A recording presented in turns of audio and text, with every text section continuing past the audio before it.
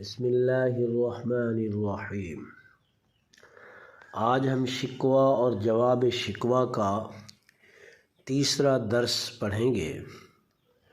آج کا عنوان ہے ہمارا خود آگاہی اور غیرت ایمانی کا گلہ۔ جواب شکوہ کے اشعار۔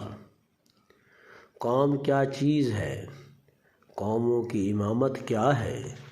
اس کو کیا سمجھیں یہ بیچارے دو رکعت کے امام۔ خود بدلتے دوسرا مصرع، خود بدلتے نہیں قرآن کو بدل دیتے ہیں۔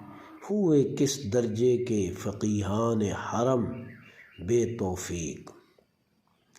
تیسرا مصرع، تاہم ہر چیز کے لیے کائنات اسلام، فاش بے چشم تصور سے مقامات بلند۔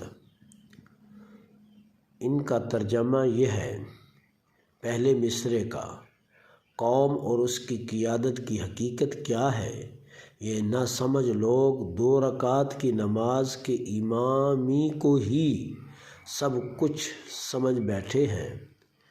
دوسرے مصرعے کا ترجمہ، خود تو اپنی حالت کو بدلتے نہیں، الٹا قرآن کے معنی و مفہوم بدلنے لگتے ہیں۔